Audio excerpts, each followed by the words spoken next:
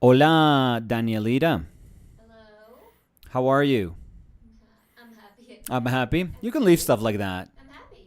Okay. How are you? I'm pretty good. You could leave stuff like that. That's fine. Or not. I like it. Okay. I like this. You good? I think I am. How are you? I'm going to move my mic. Mm. So are you telling me you weren't ready? No. This is Now it's perfect. Okay. How are you? I'm good. How You're are good? you? Very good, very good. Happy to hear We that. were a couple of minutes late today, so apologies. Hola Marcelo, buenos días. Marcelo Peralta. Yo soy Peralta. Mi familia. Bueno. Mi familia por el lado de mi papá es Peralta. Dato totalmente innecesario. Oh, charity. Hi, Michael. Hi, Paston. How's everyone doing? Is everyone?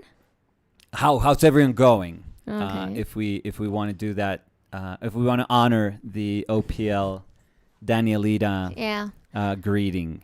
I don't know if people saw on my Instagram. Maybe if people follow me. What's that? You showed me something and it was so funny that I posted. The bilingual. Oh yeah, Like bilingual. Yeah, That's me. yeah. So how's everyone going? I think that's, to be honest, I think that's a lot of us that have to mix and match like two languages constantly. So I certainly feel like that every time I go to a workshop. No, I do. I mean, it feels okay when I have to speak English because that's what I did for the longest time when I was studying art. Yeah. We've talked about this, but art in my brain is always like in English. It Yeah. just is. That's not a thing that I feel bad or good about. It just is. So, but still, regardless, to jump from one language to another, it's not easy. It's not easy at all. So, Yeah. I love that Javi have said going great. How's everyone going? Going great. Looking Excellent. forward to another great week. yeah. So, should we get started? So, We should, yeah. super small intro for people that are new. That's Danny. No, What? the other way. That's Danny. You were. I mean, I'm Yeah, right here. I can't do it because And I you look were at the pointing at the there. lamp. What? I don't know because we're flipped. Yeah, but if I'm telling you, I the only thing in the world I know how to do is paint. That's like I have one neuron in my brain. No, it was. I think it's a very versatile neuron, but Okay. it's just one. It's just one. I mean, God bless it. Yeah, but it God was bless funny it. because I'm right It's next overworked. It's overworked. Like, It's I'm right tired. here. It's getting to you. older. You can see me here. It's getting older. It's but it's just one. It's just one, and I've dedicated it to painting. and the my other whole one to life. playing. The little bit it can't paint. I try to work on our relationship, and then my two kids' upbringing. So this is it. It has three jobs. This poor little neuron. So I'm stupid. But yeah, you were right there. I don't know why I can't just look at you. Yeah, and It's point because I'm me. looking at the screen and everything just flips in my brain, and I'm not that quick. I'm sure other people have like spatial awareness and can do that like really easily. Yeah. I can't. I'm not one of those people. Yeah, the thing is So- that you didn't need like spatial awareness of No. the screen because I'm here. I know, So but you know because where I'm I looking am. at that, You thought, then my brain just Okay. discombobulates. So okay. You just wanted to anyways. use that word, but okay. I wasn't planning on using it, but anyways, we so what is this project? What is our Painted Lives Mondays about for those of you who are maybe new to what we're doing? So we have this thing that we've called visual correspondence. It's super cool. I think it's probably visually because we're not the artists that they are. Have you seen that Jorge Gonzalez and Dave McKean hold like Yeah. I forget what they call it. They have like a super cool name. But for I think that. it's kind of Different. maybe different. Oh yeah, no, they're totally different because this is like what they're doing is just visually sending stuff, and they seem to be speaking through those Through that, images. yeah. Right. And I Like was gonna say solely that through the images. The idea of a visual correspondence Yeah. has been done Oh, yeah, a lot of times. Oh, yeah, like yeah. through history. Oh yeah, this is nothing new. Like artists playing off each other. This is nothing new. We're not here to try to say like, oh yeah, we invented this.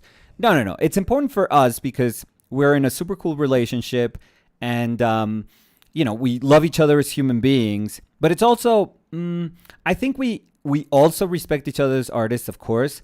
But we've had very few times where we could work together as artists, aside from what we were doing with our painted lives, which was exhibiting like other areas of what we were doing. Like I'm primarily a painter, Danny's a painter and sculptor, but she's like more multifaceted than I am.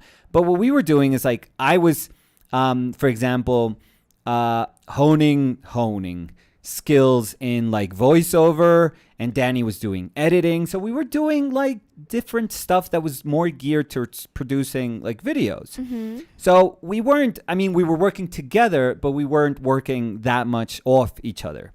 So we wanted to see if we could just do something super simple where, we could actually start talking to each other's artists. And, the very grounded artists, because a lot of the stuff that we do has to do with our lives or, our lives together. So, those things are going to bubble up for sure. But, it's kind of interesting to have a context, particularly for us. I think it's super, super cool to know that we can contextualize our conversations, the conversations that we're having through art, to understand them through the lens that is our life together. So I think that's super cool. How does this work? Really, really simple. What week is this? 9. 5? So No. Week 5. The beginning of week 5. Okay, week 5, yeah. day 9. It's let's not get correspondence super complicated. 9, so. We call them weeks because They're pairs. we only do it once a week. So every 2 weeks we'll have like what would be the one pairing. So one piece, let's call it like that, where I would send something to Danny and then Danny would answer something back to me. And then with what I answered, you again answer. Exactly. It's not like you do a new statement every week and I answer to that. No, it's like a continuous conversation. My one neuron would be working overtime to try to make up, statements all the time, like weekly statement. No, and it would be super hard for me if I was the only one answering to you. Like new themes every single time just to try and answer it. Yeah, and I don't like that. No, I don't like that. I would have to start and then you would have to respond. No, yeah, that's why I said like exactly no. Because it's cyclical. There is no beginning and no end. I mean, there was a beginning just to start off the exercise because we had to. But after we started, it's an episode of Dark. It really isn't, time is a circle, so who cares? Anyways, so it is my opportunity, my turn to answer back to you. I think that a lot of what I did for the piece today has to do with what you presented last week, but also what you made me feel as an artist when you presented it. Okay. And I'll start there. I think that's like a super easy place to start. So when I saw it, I was overwhelmed. I'm going to be super, super honest about this. I was completely overwhelmed because, you're usually aware of like, oh yeah, I'm, when I do something, like, I can measure the worth of something, or not the worth, but just, for example, in my case, when I paint, I know that there's thousands of painters that can paint circles around me. Like, your place. You always know your place. And I've always admired your work. I mean, always. And the piece that you did just cemented that fact that it's like, I think that you are an incredible visual artist, like absolutely incredible visual artist. Thank you. Like, you're doing stuff that would never, ever... I think my brain is like super, super simple. I'm a very simple painter. I think that that's something that's good about me, but it's also somewhat limiting, but I'm okay with those things. But there's certain things that are very beautiful, very elegant. And the way that you just said, I'm going to carve a shadow was brilliant. I thought that was like, oh my God. I mean, that was one of those things that I was like, that's why art exists. I mean, it's not for us to do the same thing, all of us. And that's why it's always surprised me when people tend to be somewhat dogmatic about art, that it's like, could you imagine if, like, I don't know if they imagine a world where everyone just paints with the same beliefs that they do. Like, everyone in the world is just incredibly talented. And then the sparks just go away. Yeah. After, it would mean nothing. If everyone's painting the same or doing the same, after you see the same thing 100 times, it's like, and they could be amazing paintings. Yeah. But there is such a thing as just, we as human beings just getting accustomed to, seeing the same thing over and over again. Like, imagine if you went down the street and, it was this huge road that if you looked left and if you looked right and, down that road for miles and miles and miles, it was like the Taj Mahal was every single time there, like all the time. Yeah, that's why going back into the horizon. Like, you wouldn't care. It would just be a road to you. At some point, the Taj Mahal becomes invisible and it would just be a road. I think that people don't really realize when they want to be super defensive about what they like or what they believe is beautiful in art, they don't realize that art is beautiful because it has to be open to everything. Mm-hmm. Everything, even Damien Hirst. So it has to be. I know. I take, jabs at him whenever I can. But it has to be, even right now that I'm being somewhat cynical, like, the world needs somebody like that. I wish that he wasn't so important in the art world, but the art world needs but it keeps a the voice thing like going. that. Yeah. Even if you don't like what he does, even if you don't like what he says, if you don't like the attitude that he has, with art, it has to be open to that. It has to be, because I think art that is not challenged dies. I really, really do. And there's millions of ways of challenging art constantly. You constantly see it. Every time I think the both of us, like, I don't like to say discover, because we're not discovering anything. We're just being aware. We're a stupid app or social media is just making us aware of all these wonderful, amazing people across the world that use art to express. But every time you learn about their existence, it blows your mind. Like, my mind is always like, oh my God, it's like this expanding universe. Yeah, it's like opening a new door to your brain, like things you like, something that you didn't realize you liked it because you've never seen that before. Right, and it's a door, which going off more and more and more. Going off into what you're saying, it's a door that you didn't even know existed. Yeah. It's like something that's like, oh my God. It's discovering. I think that's door. The most exciting thing about art. And I think we kind of both share that sentiment. But yeah, and I'm sorry, I know I'm interrupting you a lot, and you're trying to say. This is like a huge prelude for my reasoning. But go. Yeah, no, but I wanted to say that that's also super cool, because sometimes when you see something new, it makes you want to do something new. Not trying to copy what you just saw. Right. But like that gives you the idea that something new can be created. Right. So it keeps you going and wanting to do more, create more, and maybe take more risks. Right. Or think more about the why of the decisions you take with the things you do. So I think, that is the crux of everything, and that's why we called our book Possibilities, because which I'm sorry, by the way. Yeah. We have 5 days. 5 days left on our Kickstarter. So maybe if you were one of the people who said like, okay, I'm gonna wait until it's the backed. End. We're reaching that end. We're reaching the end. Yeah. And after March 13, it's over. There's no possibility to get the book. So to order the book. So as I was saying, again, we're gonna mini plug there, but the one thing that could encompass what we were trying to do for the last 2 years was the fact that we were just pushing to try to see where we could expand our definitions of the understanding that we have of painting, of how we could express through painting. Did we tick every possibility that you can, through painting? No, of course not. I mean, that's insane. That's impossible. That's absolutely impossible. But that's the role and the responsibility that all of us have, just to kind of like push and like keep moving. Yeah, and bother, these limits that we think are kind of like set in stone. And it's just a move. We have to. Art has to be this thing that's kept in motion. And I do think that once it becomes stagnant, it won't really die, because it's in the spirit of human beings to try to always revive these things. But that's when you see it at least lose its power.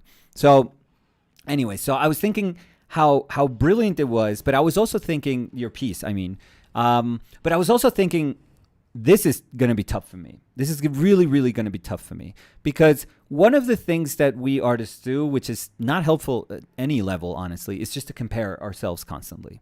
I'm not good enough. I don't paint as well as that person. She draws way much better than I do. They sculpt circles around me.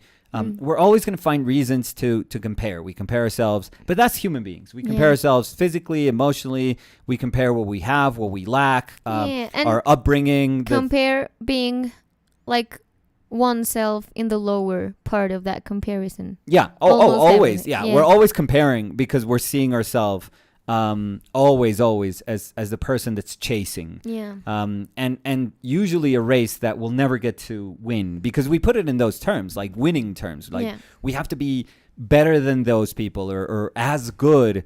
And those definitions, I honestly think that they are immensely they disable us as artists.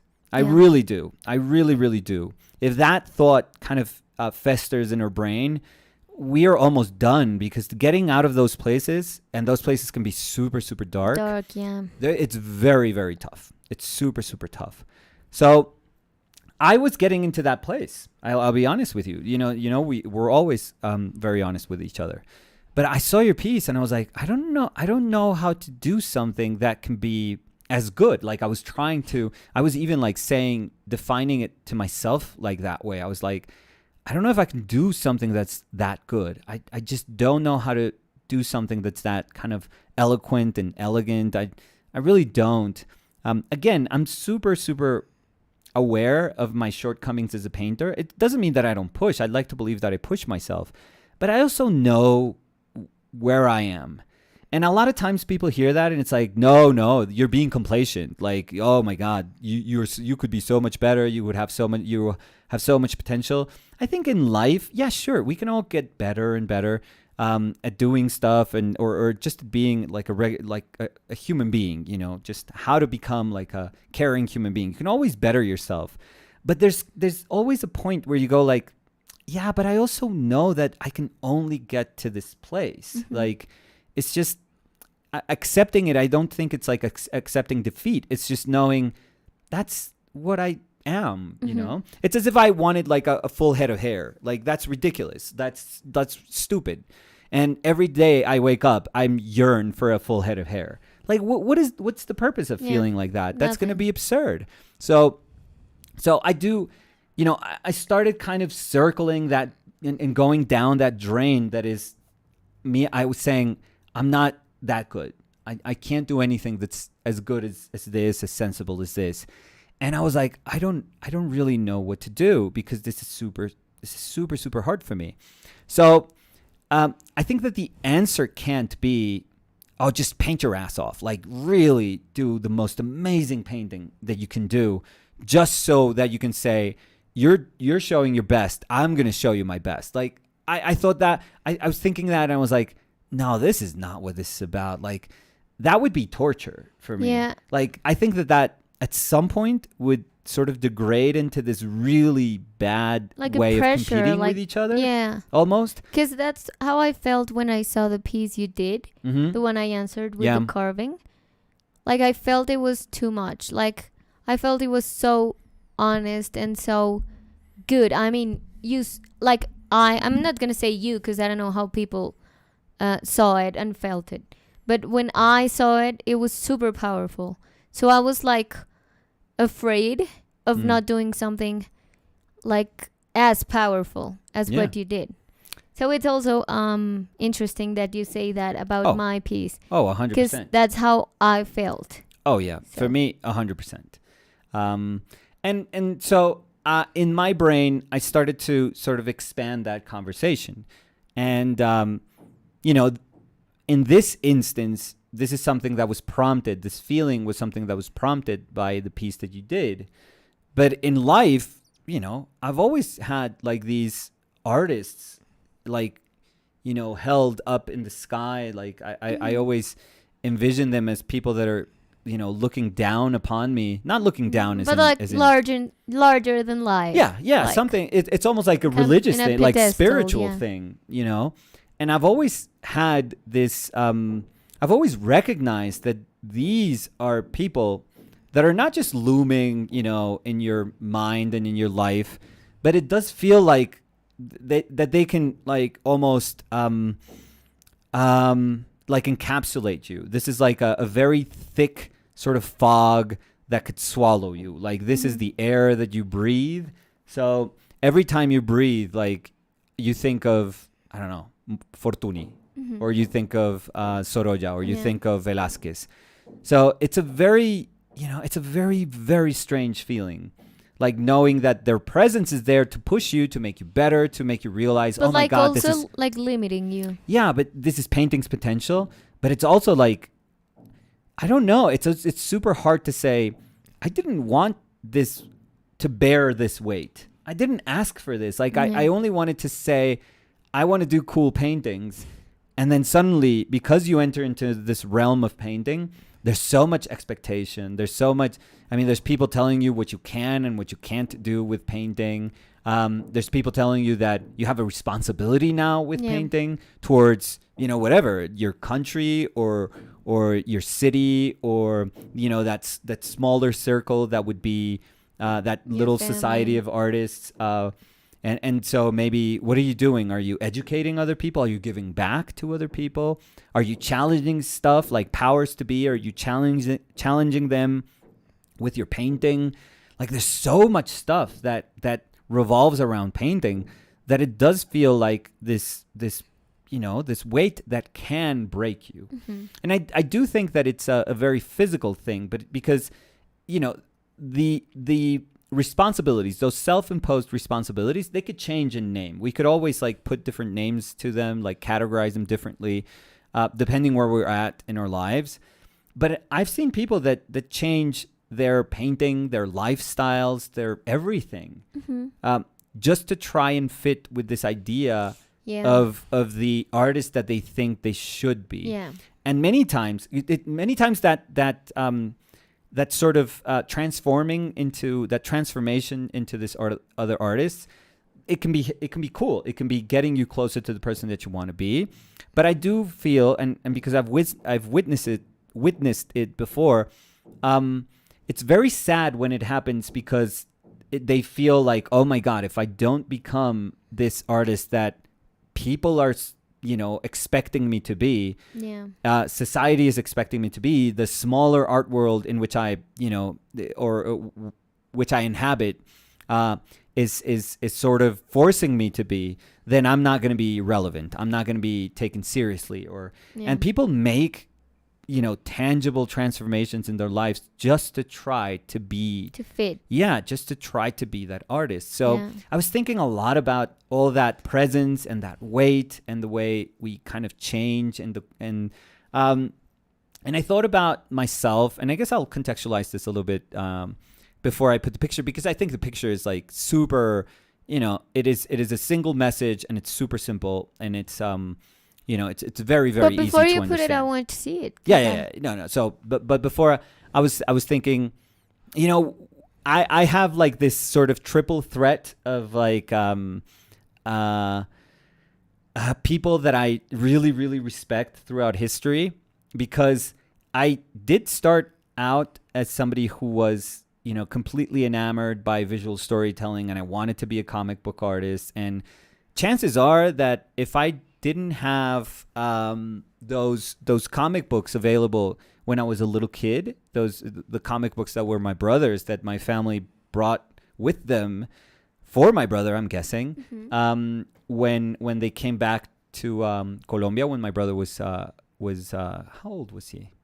I'm guessing he was like 9 or 10, 9-ish, maybe 10, 9, 10.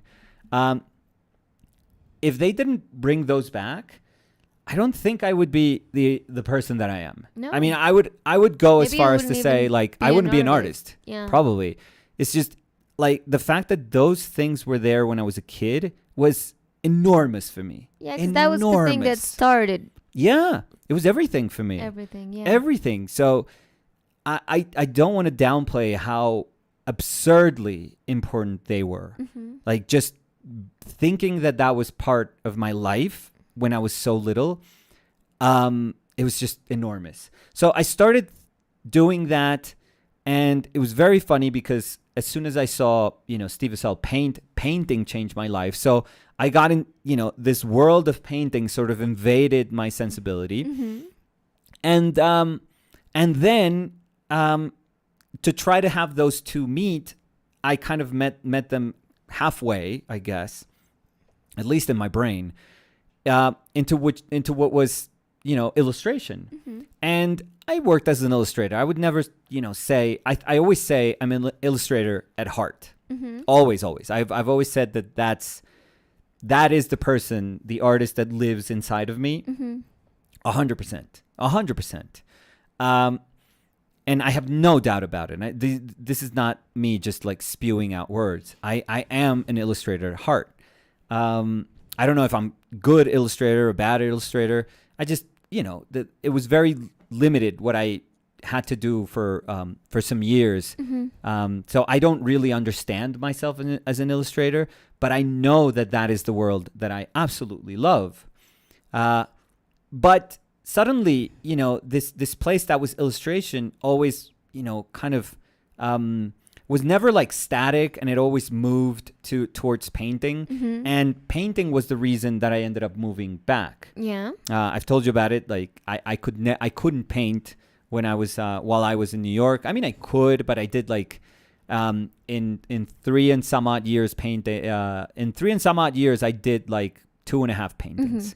So it was always crushing for me to know that this was something so important for me, and I just couldn't do it. I just wasn't able to do it because I didn't have time. Yeah. Every single bit of my time was devoted to my work, which was the one thing that could keep me, in my apartment, like paying for my rent and just gave me the ability to live there. So I literally had to work so I could stay there.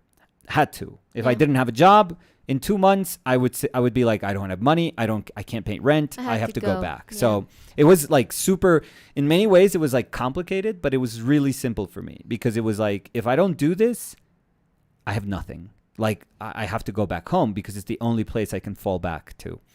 So that's, the real reason I said I have to come back home, because I just don't have the time, the place, the peace of mind to start to paint. And so for me, the weight of these worlds has always been something bigger than myself. One thing is the one that got me into understanding that I could be an artist someday. One thing was, painting was the thing that opened my mind and just, it blew my brain into like little pieces and scattered, all my thoughts all over the universe, because I was like, I've never seen something as cool as this. And then illustration was just me trying to put everything together and saying, oh, this is amazing. This is where I can like try to have all these worlds meet. Yeah, okay. But it was like ton of responsibility. So that I thought about it quite literally, and I was saying, those are the things, because I loved the concept of you casting this smaller shadow, and which is very weird because the shadow, the more poetic shadow that your piece was casting upon me was enormous. I mean, enormous. It was like it was making everything dark around me. So I thought about that idea of just feeling completely overshadowed, initially obviously by your piece, but then how that feeling is something that I always seem to carry with me. Like I've learned how to be my own artist, but it's always there. It's always there. Every time I see, and you know how people are, like sometimes you'll meet somebody and they'll go like, oh, I've seen him paint. Like, yeah, dude, he's better than you. Like, I've heard these comments directed towards me, and I'm always like, oh yeah, yeah, he is, or yeah, she is. Like, I have no issue with saying that. But it's always like, there's always like this willingness of people to try to measure everything. Yeah. Always. It's like, dude, you wouldn't be able to paint that as good as she does. And it's like, yes, that's fine. So it's always been a struggle for me to try to understand where I fit into. Like, even when people compare what you do with what I do. Yeah, I was Which super, I'm super like- happy. I told you the other week when it was probably like a well-intended It was. question. It was. But when they were asking that if some of the pressure you felt was because you, I wanted to be as good as you. And I thought you answered like perfectly. You don't even have to answer again, because I think the answer that you gave was like amazing. I think it was absolutely perfect. And it's what I really believe. Oh, of course. No. It's if you believed differently, I don't think we would. No, be we together. wouldn't be. And we even said that. Yeah. But yeah, I was saying like how people love to compare and think that there's like, I mean, as I said that time, I think you should compare with what you do, like you with yourself, and that's it. By the way, they're hammering. Somebody's like tearing down like the apartment above us or something. Yeah, they're so, like breaking a wall. We So I'm apologize. sorry if it no. sounds. I mean, our soundproof room. Sorry. Anyways, so I thought of that. I thought of that of how even though I've learned how to understand myself and like enjoy what I do and respect what I do and be super happy about kind of like the painter that I am, and not just think of all the other painters that I could be, or oh my God, if I just work on my drawing, I could just be as good as her. No. I've worked really hard for years trying to understand who I am as a painter, and many times I have to tell people that when they're looking for something that's outside of my possibilities, I always tell them, dude, that's not, I can't do those things. But, immediately I would think, but that's her painting. Like, you should look to her you're for not, those things and be super grateful that instead she's of doing it yearning amazingly. that on your work. But I've gone past the sort of being defensive about my work, because I don't think that makes no sense. Just trying to be super, super on guard and like defensive about what we do. No, I'm just like super cool about it. Like I just say, hey, that's not what I can do. I'm only this human being that can do this much. And that's why other people that are incredibly talented exist in this world. Yeah. So you can go to those people. So but I'd like to believe that I'm working towards that mindset, which I think it's a healthy mindset, but it's very difficult. This is not like, I'm doing yoga and then suddenly all these, thoughts disappear. No, this is something that we're going to have to deal with constantly. Yeah. And every time you meet somebody who's talented, you challenge yourself. Like it's always thought-provoking. You question yourself almost too. So it's a battle that I think has to be fought, from now until, we die. Because that I think is a weight that we have to carry. And like I said, it's like air that we have to breathe. And so I thought, let me very, very directly speak about that. Speak about those things that I think are in my atmosphere, the things that have always been in my atmosphere, this trinity of like comic books, painting, illustration, and how these things are just a wonderful, albeit very heavy weight that I have to carry around with me forever. Because I don't think that that's ever going to change. In the same way, like I speak about my teachers, like Max and Steve, they're always going to be my teachers. Yeah. Always going to see them as my teachers. Yeah. And when I say those things, like there's so much love and respect that goes beyond anything. Like if somebody says, oh, did you see, Steve's latest painting? I don't think it's cool. It's like, whatever. It goes beyond saying, sure, whatever. I don't know if it's good or bad. You're not saying they're the who best cares? artist ever, but they're or your teachers. Or like infallible or anything. Yeah. But they taught me how to paint. I mean, they taught me how to paint, but they taught me how to care about painting. And they taught me how, a life can be accompanied by painting. That is enormous. Like that, you cannot put like a word to that. You can't just say, oh, that's nice or good or bad or better or worse. No. That is like one of the things that constructs your life. So I do think that these images that I have in my brain of all these super, super important kind of, I don't know, instances of my life. I think if I think of my life and I try to visualize it as these, instances, I think I love those worlds so much. But it's like hermit crab, and you have to carry them around. And super heavy, as he said. They are. So I thought about it, and let's close your eyes because it's back here. I don't know if you guys saw my butt, Nicolas. but so you can see it. You can. I love it. Yeah? I do. It's very me. So let me show people. Right here. So, like I said. Yes. Oh, so there's like, so we could play a game. We could play like a super simple game. More like green, because I see it more yellow. Because of this light. Because of this light. No. I think, it's more like ochre. So we could do a game. There's I think there's 3 very obvious, kind of portraits. Let's call it portraits there. Yeah. But there's like, how many are there? 6 instances. 3, 4. Look, so 1, yeah. 2, 3, 4, 5, 6. Yeah. So there's like 6 instances of things that are like super important for me in my life. I got them. You saw that. You recognize them. I don't know if you know one. I think you could guess 5. Super easy. Yeah, I think you could guess that one. If you really think about it, I think you could guess it. But there's one that I'm sure that you probably wouldn't understand. Yeah, probably that one. I'm not going to give you any hints. So we could see what? Yeah. It actually is. It. Yeah, but you have to know which. So this one. Yeah. So let's start with like super obvious. So let's start with the most obvious ones, which is Rembrandt. Now, that one's like, for me, Rembrandt is like painting. Which is like, I mean, when you were talking about how you have people in pedestals, Greta. Yeah.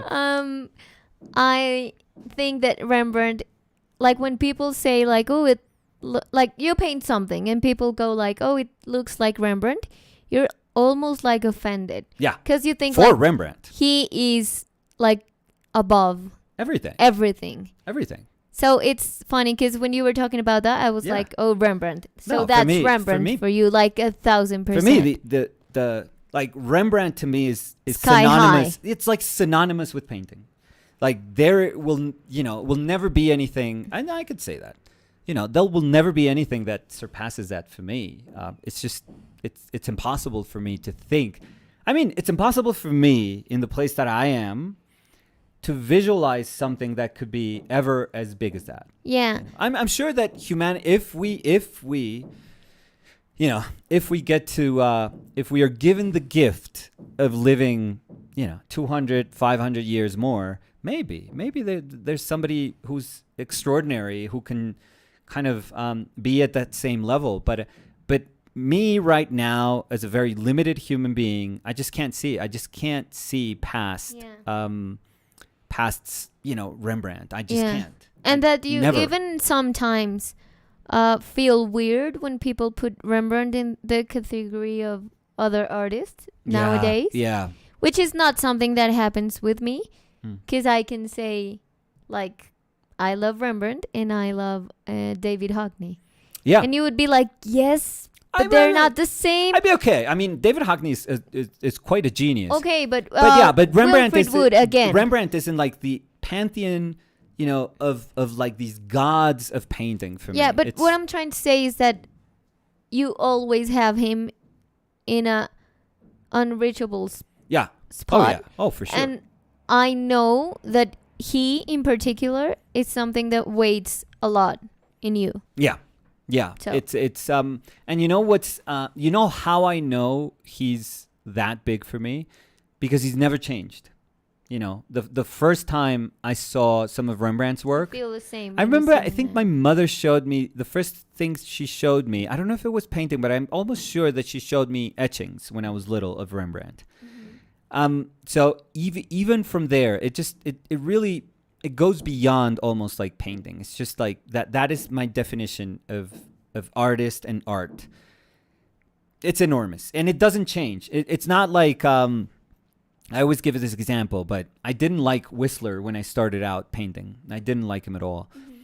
And, you know, fast forward 8 years later, and I was in love with Whistler. In love. Yeah, but you never had to grow your love for Rembrandt. It Never. was like No. love at first sight. If anything, every time I see, it you know, grows another fonder. piece, Yeah. it just buckles my knees. And the some years ago, what was it? First time I went to London, maybe 4 years ago. Was it the first time? That was the first time, yeah. So the first time I went to the National Gallery and I saw Hendrik bathing, that was like, forget it. I'm like done. I'm done. Like, this is one of the most amazing things a human being has ever done. Yeah. So he's enormous. And then I have, you know, at the sides, I have my two other pillars that are, you know, comic books represented by Mignola, but I think even Hellboy. more importantly by Hellboy. I just Yeah. think that's even just looking at that character right now, and I try to be super faithful to the way Mignola designs him, like really abstractly. Yeah. But even looking at that character right now, I just see so much of what's amazing about visual storytelling. It's just, it is incredible. Or about the ability to create like this narrative that goes on for years and that makes this character kind of expand and grow in so many ways, and his tone changes. It's incredible. So I thought about it, and I was like, who do I put with, you know, when I want to say comic books, like what do I put there? There's so many options to just say comic books. Yeah, but this one's the more you. Yeah, I think it's, I've always said it. I just think it's it's, you know, it's a character that ultimately is cursed to do something, and at the beginning he's just won't have any of that, and he's super violent, and he just kind of like sensibly sort of separates himself from the stuff that he's doing, and he's just going to kill demons all the time. But eventually he's broken. Eventually he grows, and he grows weaker. You know, the first designs of Hellboy are just this massive kind of ape-like. Yeah. I mean, he's always been kind of ape-like, but this gorilla-like character. Yeah, and then he's eventually like he just a goes to broken shrinking pyramid, into like. this very kind of faint little pyramid. Yeah. I love that. I can't express how much I absolutely adore that. And then to my other side, just not because I could speak about how much I love Mignola and Hellboy for the whole video, and then on the other side, Norman Rockwell. I mean, Rockwell is just enormous. I remember, I even remember feeling like this will show you how much I love Rockwell. I got offended, I remember, when at the Guggenheim they wanted to do a show about Rockwell. And what they did, and this was probably like 2000, 2001, maybe 99, or I don't know. I don't remember. But what they did was they showed every post cover that he painted. Every post cover. So there was this wall, enormous wall at the Guggenheim that was just plastered with all, you know, the covers that he painted. And it was very impressive. But I was like, I don't know. I understand what they were trying to say. Like, he was responsible, and this is enormous. I mean, this is the power of illustration. He was responsible for that good sort of propaganda, you know, the values that the United States was trying to instill in like all of their society, especially like post-wars. So Rockwell was enormous for that. He was like, hey, remember that we are, you know, this democracy, how the U.S. usually paints itself. Like, we are this democracy, we are this multicultural kind of melting pot, and, you know, we love each other, respect each other, which is, you know, probably not true. But that's what they were trying to sell. That's what they were trying to promote. Mm-hmm. And they found as a tool this incredible artist, and like the most incredible artist that could fit that narrative which was Rockwell, because Rockwell could see like the goodness in people. His life was not perfect, by the way. He was not a perfect person, but like a perfect human being.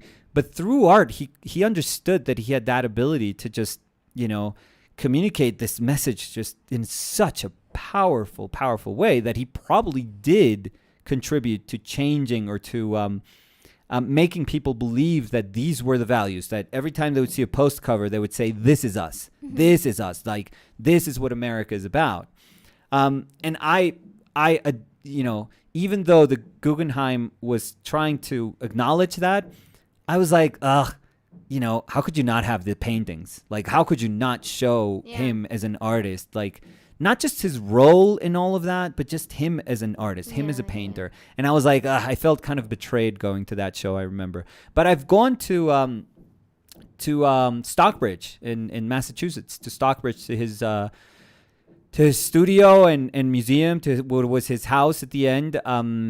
And it's amazing. It's a super, super magical place. I've always been super proud that one of the awards that I got when I was a student, I think this was my senior year. When I was in my senior year at the Society of Illustrators, I got the Norman Rockwell Museum at Stockbridge Award. Like, they chose my painting to award me that, and it was some money. It was like $1,500. It wasn't amazing. too much, but it was incredible. I remember like thinking, oh my God, like they chose, because they would choose. They saw what I do. Exactly. And they liked it. And like they were like, we want to give, You. this dude this award on our name. And I was super, super proud of that. But so those are the three pillars. I think, I'm sorry. Yeah. This is the one. That's the one I don't know if you can get. Yeah, because I think. You could say it there. I don't No, think 'cause I haven't maybe I'm seen wrong. it. Okay. I haven't But seen it. I think that was the comic you were talking about that your brother had. No. That's the one that I got. The cover you got. Okay. Yeah, no, I actually got the comic book that I remember reading like in the bathroom when I was like, I don't know, 4 years old, for years. But I don't know. I why wasn't think for it's years like in the bathroom. I thought it was like a Batman. It is. Comic. It is. That you So say that it reminds you a lot when so you were a that kid. is so. That's the one. Well, I wish I had that. If I had No, that, we wouldn't be living no, here. That it reminded you. Yeah. But no. I think So that it's, is that is Detective Comics number 27. You know what is Detective Comics number 27? The comic you wanted. And I that wish we were I could gonna have be that. rich. We would be, $1 million, richer, I think. That's Batman's first appearance. Oh. Detective Comics, DC, number 27. So that is the actual like font. That's everything. Like I actually printed it. But and you have then- to say that I was super close. Yeah, like you were I good. knew You were it very was good, a because that's like a comic, vintage comic book and it was number. a Batman. Yeah, So- yeah. So that's very, very good. So the three, you did really well with that one, because I think that one's super obscure. I don't think that one. I think Because it could be another thing, like the number of a street.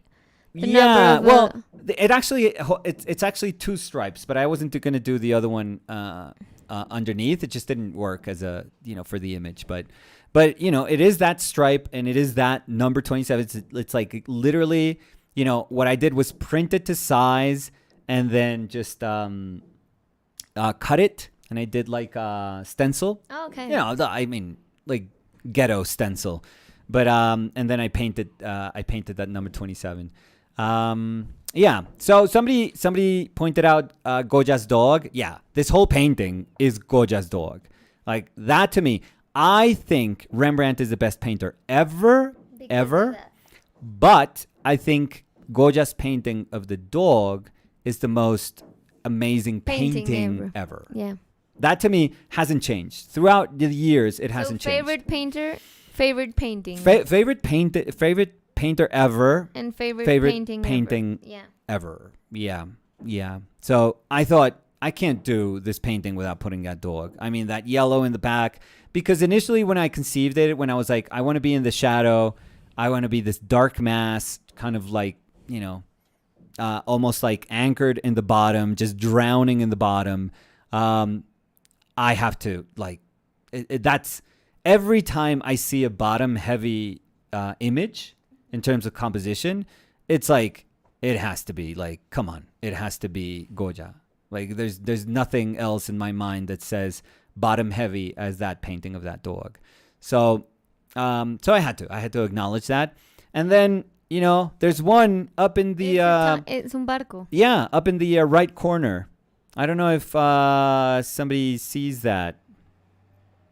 I love the crown, Basquiat-esque. Yeah, you should tell that to Mike. I'm sure Mike saw those. Well, it's very Basquiat, very Ashley Wood. I guess Ashley took it from, I don't know. I'm trying to remember if it was Ashley first or, let's not do this. But Ashley does those crowns too, and Mike does those crowns for Hellboy. Yeah, but you can say that in mic, Dan. Does it have something to do with the raft of the Medusa? Yeah, that's it. Yeah, because it's from the raft of the Medusa. I didn't want it to interrupt you. That's why I whispered. It is from the raft of the Medusa. So that's the little boat. This was a quiz. I would got 10 out of 10. Well, yeah, you weren't supposed to know about I did. Detective Comics number 27. It was Batman, and it was a comic. Yeah. So I mean, that was huge. No, you did amazing. You did incredible. So it's like these little very obvious Easter eggs, I think. But yeah, up in the right corner, there's the boat that eventually saved. The one that's in the back. Yeah, nobody. There's so many people that look at that painting that they're not aware that they are signaling to that boat like desperately. The dude that's kind of with his shirt kind of. I know, but a lot of people see what's in the first plane, but they don't realize that off to the horizon. Because I think it's like a complete narrative. Yeah. Because of that. It's like they're dying. They're like trying to cling to the raft. And there's someone that's coming to help them. It's off to the horizon. It's tiny, tiny little boat that is like a couple of minutes. Yeah. They're going to be maybe okay. Yeah, because I've seen... This is pretty far away, and this was a makeshift raft that was falling apart. But yeah, a lot of people don't realize that there's that little boat is in that painting. I don't know. I don't know exactly the size of it. What the size would be? We have to go to the Louvre with like a tape measure. I would love to. And get arrested. Yeah, we would get arrested. No, but I'm guessing. But I'm guessing it's about, because that painting, the figures are larger than life, for sure. Like, they're larger than life. I think you could do that, like, with math.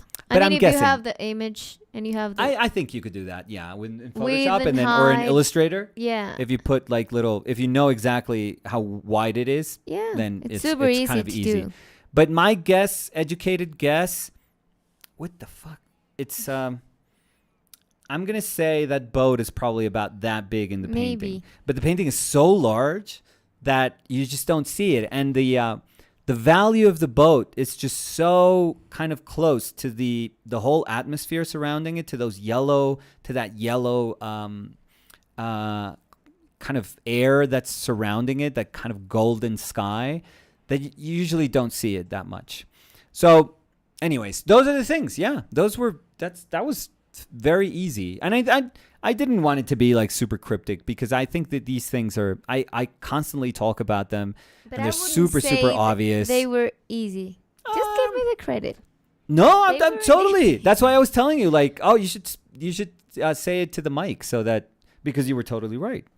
Yeah, I think the three characters, Rembrandt, Hellboy, and Rockwell, are super easy. I hope I did a good job with like Rockwell, at least. Of course. Yeah, to me, it looks like Rockwell. Also Rembrandt, and Hellboy, of course. That Rembrandt, I'm proud, because that's the Rembrandt, that's the self-portrait that's at the National Gallery in Washington.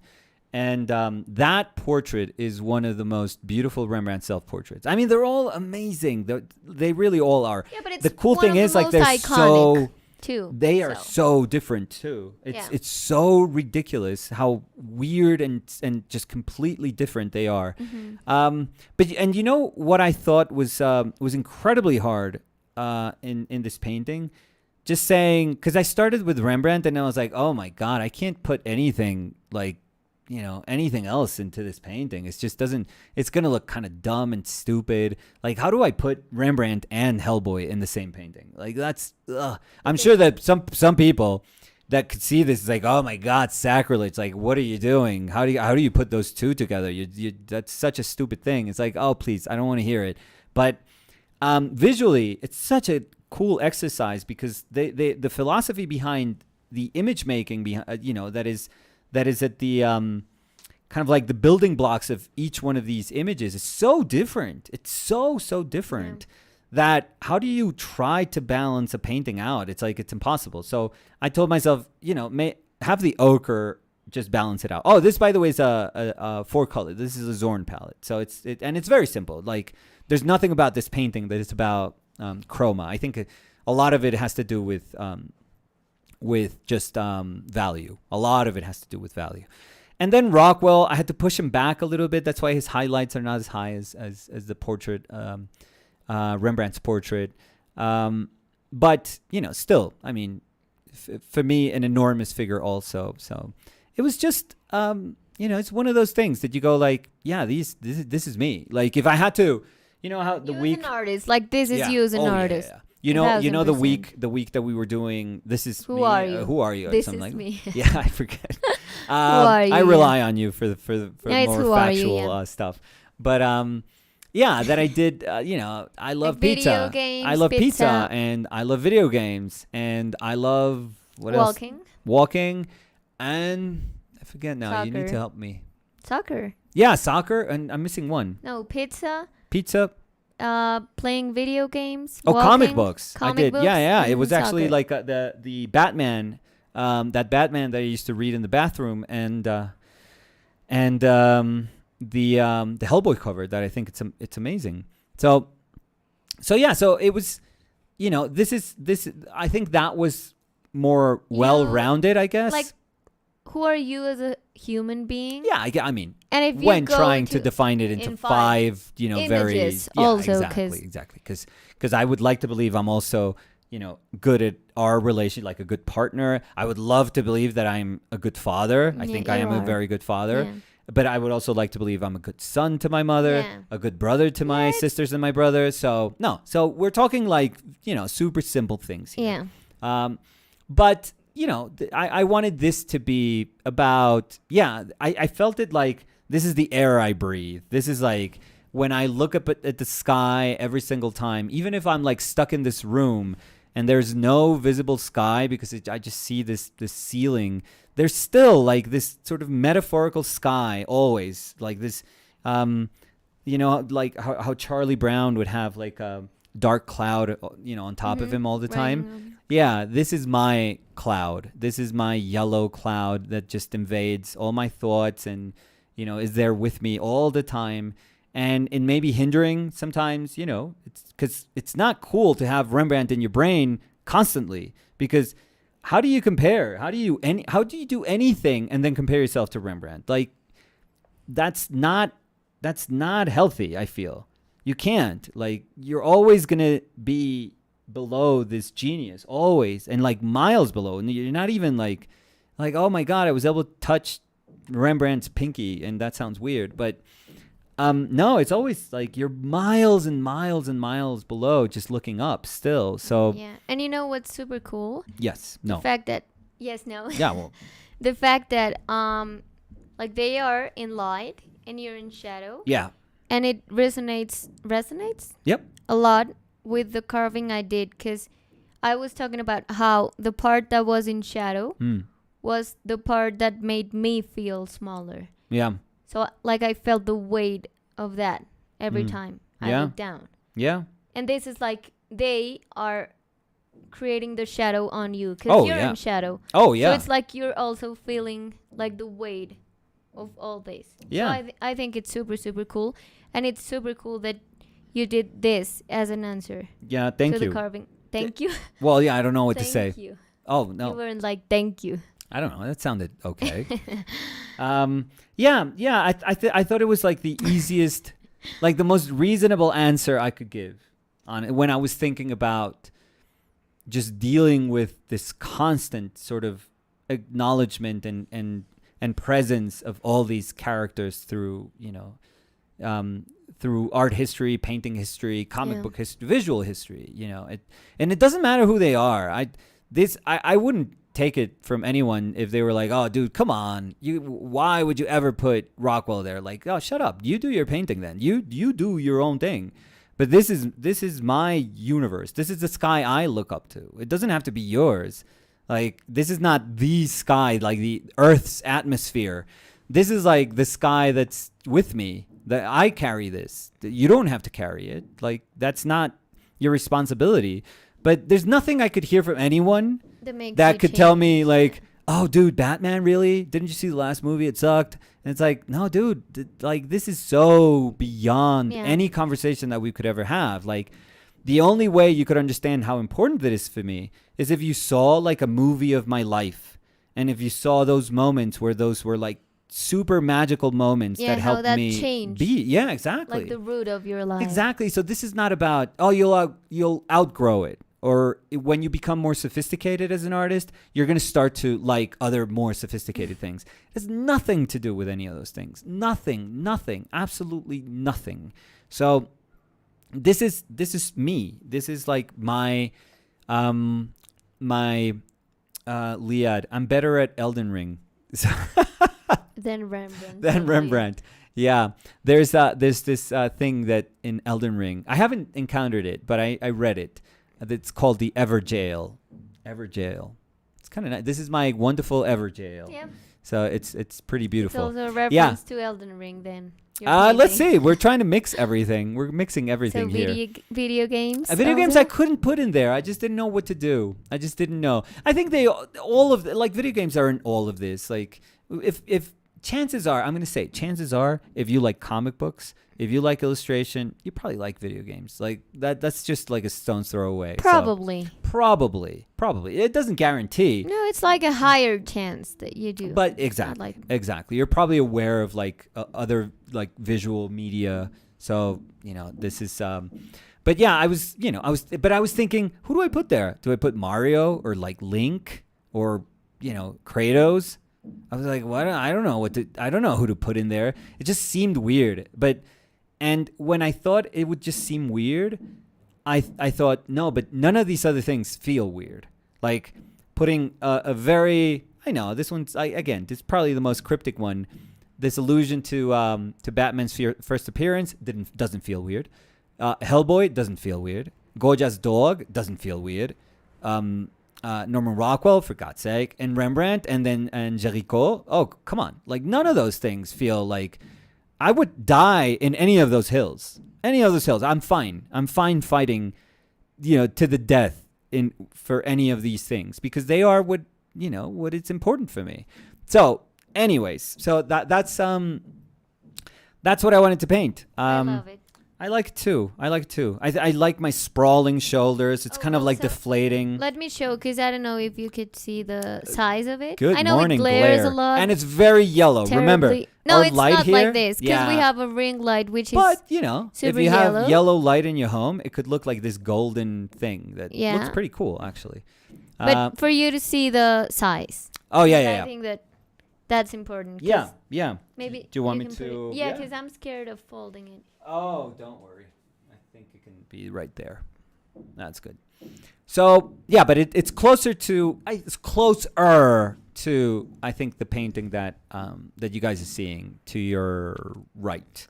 So Marcelo Peralta said, it is an amazing game, though. I'm hooked. Oh, it is. So an amazing you game. did, no, I'm sorry. What? I thought they were saying Elden Ring. Elden okay. Ring. Yeah. No, because I thought they were saying like you created a game with your painting, so that's like the game part of it. I mean, I was like going another route, but there are. This was very famous back in those days, but the post covers they used to have when it was April Fools. April Fools, you know what April Fools is, right?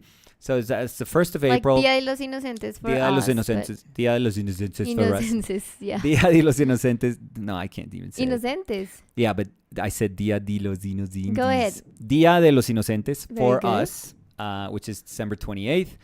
But in the U.S., it's April 1st. Is it April 1st or 4th? I forget now. It doesn't matter. But anyways, April 1st. 1st, I think. Yeah. So Rockwell and the Post would do these covers where there was tons of things that were wrong in the image. Okay. So he was super, super playful. But like Easter eggs that you Yeah, had like to... little things that you had to say, like, what is that bird doing here? Or why is this like spoon? Okay, like, I like it. and Rockwell used to say that he used to love those, like doing those paintings, but they were like full of like super cool stuff. Mm-hmm. So yeah, this is not like Easter eggy like that. This is just, it is kind of like my visual language, I would say. Like for the people that know me, these are the things that I'm about. And the things that I'm about, they don't have to be the things that other people are about. I think that that's also something that gets confusing for other people. Like sometimes you'll meet somebody who you super respect, and they go like, oh, I love so-and-so. And you go like, what? Betrayed. Yeah. Why did you like so-and-so? I don't like so-and-so. And you are the person that I look up to. Like, we should be sharing everything. Yeah. And it's like, no, dude, like, why? Why? Our lives are different. Our lives are totally different. So. And also when you see someone you really admire and you think that because that made you feel that way, you should pursue the way they create. Right. Right. We were talking about this a little bit before, but I think that also happens a lot. Yeah. Like you start to have like a blurry vision of what you wanted to do, like the things you wanted to do and the things you now, like the things that sparked something amazing in you. Yeah. They became entangled. Yeah. So you don't really know what your route is. Like what do you have to do?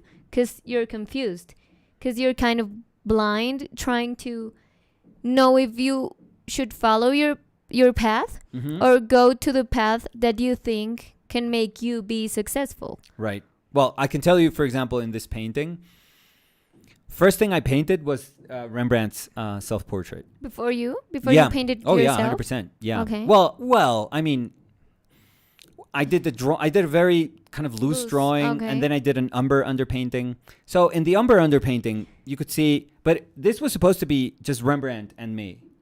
Yeah, at the beginning. And when I saw everything, I was like, and I had everything covered in yellow because I wanted Rembrandt. Because I thought, oh God, if I start putting stuff in, it's going to be endless. Like I could put 100 things in. But so I at the beginning I said, what is that one thing that symbolizes like the most weight? And I said Rembrandt. So Rembrandt has to be this enormous head in the sky. So I was like, yeah, I'm going to paint, Rembrandt. And then I had just Rembrandt and myself, and I was like, oh my God, what is this? Like, it just didn't feel like what I was going for. It just felt like this very narrow plane, this confrontation, which isn't really a confrontation. It's almost like Man City against Man United, Yeah, I'm sorry. I just had to do that. But it just, men v boys. It just didn't make sense. So I was like, no, I got to put more stuff in. I have to understand that this is a place that can be inhabited by all these other forces because there are other forces. So I kind of pushed myself to say, okay, I'm going to put Hellboy, which I thought was going to be ridiculous. And so I painted Hellboy second. And as soon as I saw Hellboy and Rembrandt, Hellband, I was like, oh my God, this looks ridiculous. Hellband will. Yeah. But it doesn't. Then I realized I got to put more stuff in because the two styles just felt so opposite sides of the world. It just felt weird. But then I realized that's what it's about. It's literally that is what's at the bottom of all of this, is that all of these things that come from so many different places can have the same impact on you. They can feel like the same thing. They can be as powerful. Yeah, that's what I was. For example, if you were to do this, and if you put SpongeBob, Oliver Jeffers, I would never challenge why. Like, I wouldn't be like, oh my God, a cartoon like SpongeBob. Come on, it's like, oh, grow up. Come on, SpongeBob.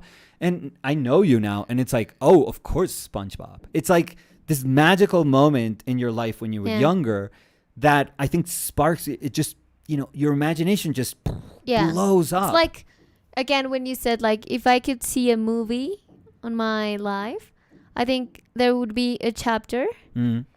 Like, a chapter of my life started when I saw SpongeBob for the first time. Yeah. And that might sound super dumb No. for anyone, and that's fine. Maybe you didn't have the same experience with SpongeBob or other things in your life, but for me it was that powerful. Yeah. So I it totally still understand it. is. I So- totally understand it. I've had people that think of me as a painter, and when they see me talking about video games or like comic books, or even illustration, they're like, thought you were more serious. Like, and I'm like, what? It's like, dude, like, what does that mean? What Yeah. does that mean? Like, if that made you less of an artist. Yeah. And Like, I do think this is so immature for Yeah. you. Like, And I I thought of you as a mature Yeah, artist. I so- do think because Robin is like super super cute. She's saying, I told a friend I'm going to attend one of your workshops, which you are. Yeah. We're gonna meet finally We're gonna in meet. Menorca, Row, and they said no, you should never meet your heroes, which is like a thing. I understand Yeah. that it happened to me. But the thing is that you've already met us, because I think that this is. Oh, us. oh Like, yeah, We're having conversations We- all the time. We're having Yeah. live streams. It's not We- like the first yeah. interaction. Robin, this is us. I Like nothing. I mean, you're gonna see my belly probably like What does protruding, that- but physically, I Has was nothing saying to like do. a physical joke. Like I'm just saying like the only thing missing is like we're gonna physically meet. But Yeah. this is us. we This can is- like high five. That's the Yeah, only difference. that's about it. Like, But you know, you've interacted with us, and I think that's cool, because sometimes when you meet your hero and you get disappointed, I think it's because you've never interacted with Yeah. them, but you've created what you you've think. created an idea. Yeah, what do you think they are? And I mean, you love what they do so much Yeah. that you think that everything in their life is amazing. Oh, perfect. They're yeah. amazing human beings. Idolize them. Yeah. And then it's like, oh no. Yeah, that happened to me. I'm gonna be honest with Nerdrum. I thought Nerdrum was amazing when I was younger. When I was a younger painter, probably in my like 19, 20, 21. I was like, oh my god, this is like Baroque revival. Like this is the most amazing thing ever, because I love Baroque painting, and I was like, this person is doing Baroque painting, but in this really weird, post apocalyptic, scenario where we become like, hunter gatherers praising the clouds and, I don't know, being naked, having erections. I'm only saying that because that's what Nerdrum painted, but That's fine, but again, I don't want to get. no. But when I saw a talk, when I went, I paid for a talk between him and Cuspit and Donald Cuspit. I was like, oh, who is this human being? Like, I couldn't. And that day, a lot of stuff changed. Like, I can still look at Nerdrum and look at some of his paintings and be like, oh my God, this is beautiful. This is absolutely Yeah, but beautiful. it doesn't mean what it meant to you No, before. it doesn't. It Because doesn't. it changed. But I met Steve and Max, and they are my heroes, and they'll be my heroes till the day I die. Yeah. But it's So- not like you, because you've already said that it's not like you were super fan of them and then you met them. Yeah, Because that's Yeah. the difference. It's like they grew on you as your heroes. yeah. Which Which I is think it's a more like it's a better way to Like a healthier way, to maybe. do it. Yeah. Because sometimes, as we said, like you create, like ¿cómo es que se dice? Como rose tinted. Yeah, Yeah, rose like tinted a- glasses. You're seeing them You're through seeing rose them, tinted yeah, like glasses. through rose tinted glasses. There we go. So you create like a Perfect. Rose rose tinted. tinted. You create like a perfect version of what they would be, Yeah. and that's what falls apart, and Yeah. that's so hard because But it's like can I be super fanboyish now that Go ahead. Cody is saying fanboy? When we had that talk with Ruprecht, oh he was amazing. yeah. He was No, incredible. because I'm not saying Super that. nice. That's why I think that Eliza, not every super time. cool. Yeah, not every time you meet someone, Yeah. they fall, I like know. the image of them fall apart. I mean, I haven't. Met Oliver Jeffers. No, I haven't. But I think He's nice. He looks like a nice dude. He looks like a very He looks nice like a super person. nice so I think dude. you can. Yeah, know. that one's like, yeah, I knew it. Yeah. Yeah, that one's a no-brainer, I Yeah. feel. No, but you're totally right. But I think the onus is on us as fanboys to be like, I should be like, I am just meeting a person that I respect, but when I meet them, I should be open. Yeah. I shouldn't just have like these ideas in my brain take over. If you've already like filled everything with information in your head, everything they do is gonna disappoint you. Everything, Not because they're bad, but because you had already checked that with your own information. It's like I'm gonna meet them, like, and this is how they're gonna hug me when they meet Yeah. me, and then they give you a handshake, and you're like, oh my god. this isn't what No- I thought. no like hug. They expectation, suck. reality. Yeah. No, we can't do that. But anyways, can I speak tangentially? This is like super short, and we sure. could do this to finish. About somebody, because somebody asked me about copyright and stuff regarding the Jimmy, the Hendrix painting that I did. Yeah, because you work from photographs. Okay. You work from existing photographs. And when I have to paint Rembrandt, I know it's like, hey, it's Rembrandt. Like enough time has passed. But in terms of like the reproduction of images, those rights are the Met's, are the National Gallery's rights. Like if I wanted to print that painting in our book, for example, or Possibilities book, Which is there for 5 days we need to pay more. them a bunch of money in order to print that image. But if I'm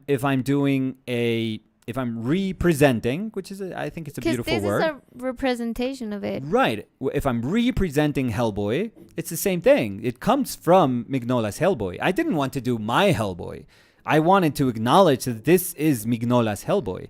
If I wanted to, and then Norman Rockwell, that's a photo. That's a photo of Rockwell that somebody took.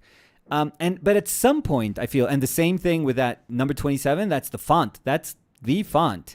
And that's Goya's dog, and that's as good as I could paint that little boat of Rafter the Medusa. So it's always like, hey, don't you feel weird? Like you're representing stuff to us, and you're making money off of it. Potentially making money, because you're not directly making money off of it, like instantly making money off of it. And I was gonna say, I've often spoken about this, but I do feel that the art world should be super open. Like if somebody wanted to do something with this painting that I did and paint, Or any painting you've done. Exactly. I'm totally open for it. That's why we made available almost every single image that we had in that 2-year run. That is the reason. I think we only stopped because it was really hard. Well, not really weird, but it was hard to start to put into live videos when we started doing live videos to embed that afterwards, to embed the image afterwards. But it's, people that want the image, they can still get they it can from still our go. webpage. Yeah, or So they can still go to the video description. There's going to be all of those are like Dropbox Links. links, and so the servers are still up, so you can still download everything. And I used to jokingly say you could, put them on T-shirts and sell them, or just print them and sell them, or put it on a mug and sell it. And I'm totally serious. Like I want to be, because I've said this many, many times. So this is not me just like, oh my God, shut up. Don't say those things. People are going to do it. If people are going to do it, do it. It doesn't, it doesn't matter, because I do think in art, like sadly, fair use, which is the words that legally describe how you're supposed to, or the space that you have as an artist or as a visual creator to use other people's work has to be transformative. But these words are so weird. They are so kind of ethereal. It's like, what is transformative? Like, is it enough that I turned a photo into a painting? To me, it's enough. Because, for example, Again, and Jimmy's also, painting it was was black and white. I was gonna Jimmy's say. painting was about Zorn palette. It was about translating information into this Zorn palette. So you could argue that that alone is already transformative. All my drawing misses, all my shortcomings as a draftsperson, those are things that make it different enough.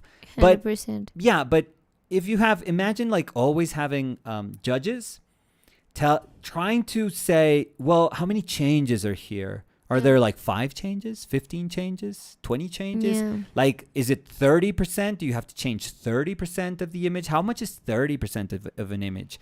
It is so weird. So I've always expressed how important, even though we like it or not, the stuff that Richard prints, which can come off as being an a-hole, but how important that work is for the art world.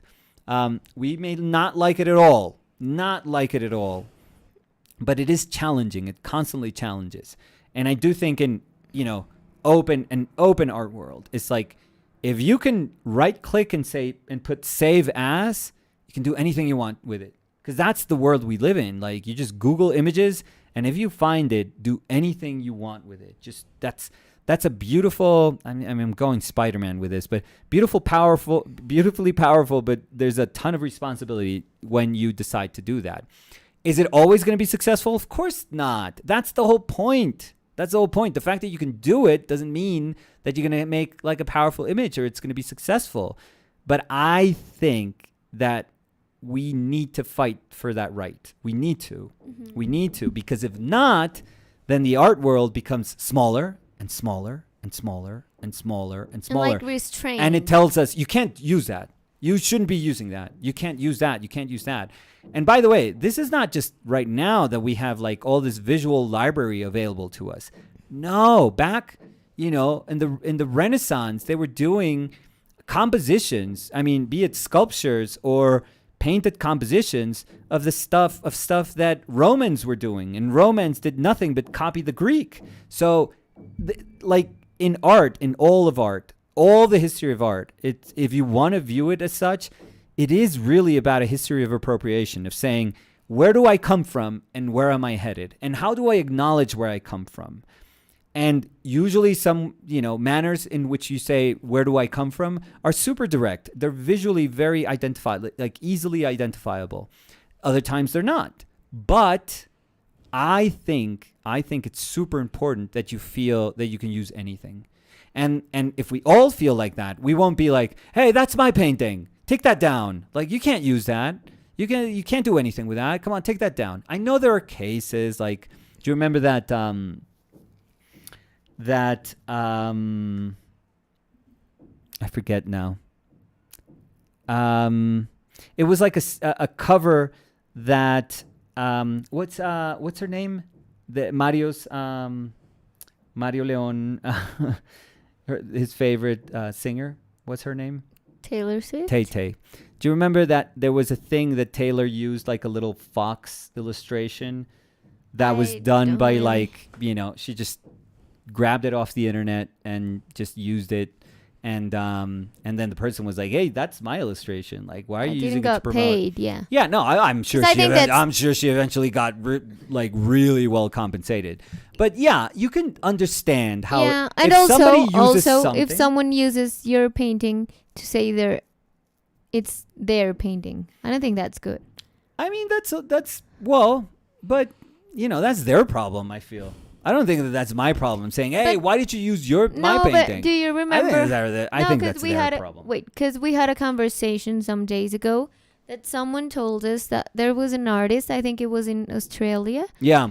That was being. Oh, right. Like, he was working for like Adidas or Nike or something like that, and Pokemon. Yeah, I think it was Japan. And they were like using the work of someone else, but not like doing an appropriation. No. This was I'm getting inspired by these artists. No, they were like copy paste. Yeah. And they were getting paid by the big industries. Yeah. While the real artist, like the original artist of what they were selling, weren't. Yeah. So I don't think that's good.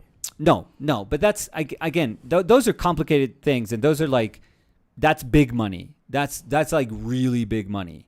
When there's like an ad campaign and you're using art that's not, that person's work, I think that's also like a problem with the art direction. Like, the art director should know. They should look up these things. But no, because they were saying that he was copying from smaller artists. Yeah. So he was like saying, "Oh, they're under the radar, so they can't know." Yeah. Like no one would know that I'm copying them until they do. and I don't think that's good. The internet is an enormous ocean, but still, it's an interconnected ocean. So these things eventually come to the come up for air, and you're like, oh my god, that happened. Yeah, but that's like being. I think there are things that are immoral, and there are things that have to do with art. I mean, sometimes art is immoral, but I mean, these things are illegal. That's like absolutely illegal. Because it's stealing. But yeah. But if if you are completely knowledgeable of what copyright is, of what fair use is, of what transformative is, and you understand how important that is for not just this is not like an industry. This is not like, hey, this is good for us, for like an industry, for like the illustration industry or for the graphic design industry. No, I think this is good. This is good for the art world to constantly say we can build off each other constantly. I think we need to. I think this is one of those conversations where if you let a judge decide, oh yeah, that's different enough, it's so weird. Like, that's such a weird place. Like, to think that we have to rely on that particular judge's perception to say, yeah, sure, you have the right now. It's impossible. So I much rather, I think that that's an impossible way to define how to use something. So fine, we can use the words transformative and that you have to almost like change, re-signify what you're working on. It can't just be the same thing. That's the thing. It can't be the same thing. Right. Because when it is, as I said, it's copying what they did. It's right. not. But how would you feel? I mean, this is a thought experiment, but if I painted that Rembrandt, but I did like a super amazing copy of that Rembrandt, and all I did was also paint the frame. Right, so I'm painting the paint. I'm repainting the painting. I'm doing like a Rembrandt. You did a kick-ass interpretation because you added something. You changed something. You painted the frame. But if you really think about it, it's like, oh, come on, dude. It's like the frame. Like, maybe for us, it's like that's enough. That's like that could be super meta. That's just a painting that reflects upon the act of looking at a painting, and that could be huge. That could be enormous. For somebody else, it's like, no, dude, you just painted that Rembrandt. Like, that frame is not enough. And we could have this, like, Byzantine conversation about what's enough and what isn't. Or why does it re-signify something? And since somebody could say, no, it doesn't, dude. That's like a Rembrandt. Like, the painting relies on that, on it being cool because you did a good job painting Rembrandt. So it's super difficult. It's so difficult. Like, we could go circles, years, like, trying to find the answer to that, and we may not find it. That's when I say, you know what? It's open. It's like open. I am that way. Maybe you feel a little bit differently, and I'm totally, I'm okay with that. But I've always felt that it's like it's right there. An artist should be, they should say, I want to use this to do something. Again, the onus is on us. The responsibility is on us to do something with that. Yeah, but again, I think it's different to say I'm gonna paint a Rembrandt and the frame of a Rembrandt, and to say I'm gonna use a painting of someone. No, right? Because to pass it off as my own. Yeah, because that's the thing. I mean, everyone knows it's a Rembrandt, so it's not like you're saying, "Oh, I did this." But when you take the work of an artist that maybe isn't known, and you're selling this to the gallery. To a gallery, and you're saying like, oh, I did this portrait with a frame, and it's mine. And you're saying it's mine, but then it's like, nobody wasn't. Yeah, but don't you think because no one knows that you are reinterpreting that image. You never don't you think that's plagiarism?